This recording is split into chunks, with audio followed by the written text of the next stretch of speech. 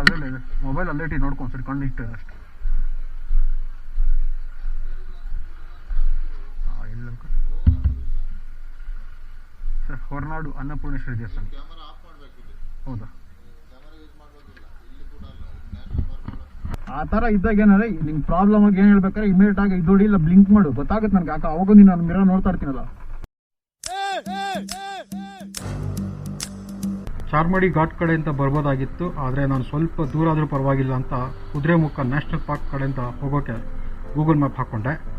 So ಒಂದೊಳ್ಳೆ biking experience 100% for sure. ಪರಿಪೂರ್ಣತೆಯ ಆಹಾರವೇ ಅನ್ನಪೂರ್ಣ. ಸೊ ಹೋಗ್ತಿರೋದು ಕೂಡ ಹೊರನಾಡು ಶ್ರೀ ಅನ್ನಪೂರ್ಣೇಶ್ವರಿ ದೇವಸ್ಥಾನಕ್ಕೆ. ಈ ದೇವಸ್ಥಾನದ ಒಂದು ಇತಿಹಾಸ ಚಿಕ್ಕದಾಗಿ ಹೇಳ್ಬಿಡ್ತೀನಿ.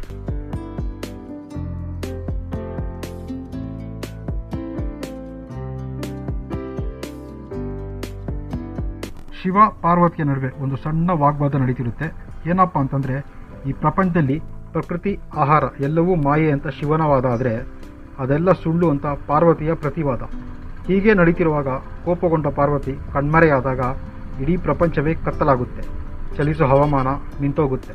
ಸರಿಯಾದ ಪ್ರಕೃತಿಯ ವಾತಾವರಣ ಇಲ್ಲದೆ ಭೂಮಿ ಬರಡಾಗ್ತಾ ಬರಗಾಲ ಶುರು ಆಗ್ತಾ ಹೋಗ್ತಾ ಇರುತ್ತೆ.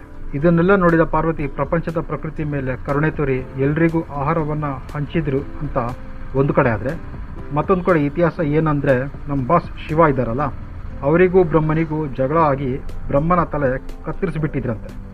ಆ ತಲೆ ಕೆಳಗೆ ಬೀಳದೆ, ಅಂದರೆ ನೆಲದ ಕೆಳಗೆ ಬೀಳದೆ ಶಿವನ ಕೈಯಲ್ಲೇ ಅಂಟಿಕೊಂಡಿದ್ದಂತೆ. ಸೊ ಆ ತಲೆ ಬುರುಡೆಗೆ ಆಹಾರ ಧಾನ್ಯಗಳಿಂದ ತುಂಬೋ ತನಕ ಅಂಟಿಕೊಂಡೇ ಇರುತ್ತೆ ಅಂತ ಇದು ಕೂಡ ಒಂದು ಶಾಪವಾಗಿತ್ತಂತೆ.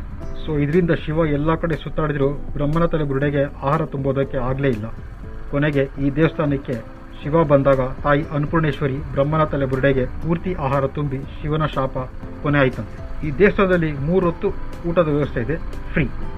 ಇಲ್ಲಿ ನೀವು ಊಟ ಮಿಸ್ ಮಾಡಿಕೊಂಡ್ರೂ ಪರವಾಗಿಲ್ಲ, ಆದರೆ ಬೆಳಗ್ಗೆ ತಿಂಡಿ ಮಾತ್ರ ಮಿಸ್ ಮಾಡಿಕೊಳ್ಳೇಬಾರ್ದು. ಅವಲಕ್ಕಿ ಮತ್ತು ಕಾಫಿ ಎರಡೂ ಕೊಡ್ತಾರೆ, ಸೂಪರ್ ಆಗಿರುತ್ತೆ. ದೇವಸ್ಥಾನದ ಕಡೆಯಿಂದ ಸ್ಟೇಯಿಂಗ್ ರೂಮ್ಸ್ಗಳಿದೆ ಮತ್ತು ಲಗೇಜ್ ಸರ್ವಿಸ್ ಕೂಡ ಇದೆ. ಹೆಚ್ಚಿನ ಮಾಹಿತಿಗೆ ಅಫಿಷಿಯಲ್ ವೆಬ್ಸೈಟ್ ಲಿಂಕ್ ಕ್ಲಿಕ್ ಮಾಡಿ ಸಿಗುತ್ತೆ. ಧರ್ಮಸ್ಥಳದಿಂದ 90 ಕಿಲೋಮೀಟ್ರು ಮತ್ತು ಕುದುರೆಮುಖ ಕಡೆಯಿಂದ ಬಂದರೆ 120 ಕಿಲೋಮೀಟ್ರು, ಬೆಂಗಳೂರಿಂದ 320 ಕಿಲೋಮೀಟ್ರು ದೂರದಲ್ಲಿದೆ. ಈ ದೇವಸ್ಥಾನಕ್ಕೆ ಆ ತಾಯಿ ದರ್ಶನ ಪಡೆದ್ರೆ ತಿನ್ನೋ ಆಹಾರಕ್ಕೆ ಕೊರತೆ ಇಲ್ಲ ಅನ್ನುವ ನಂಬಿಕೆ ಇದೆ ಅಂತ ಹಿರಿಯರು ಹೇಳ್ತಾರೆ.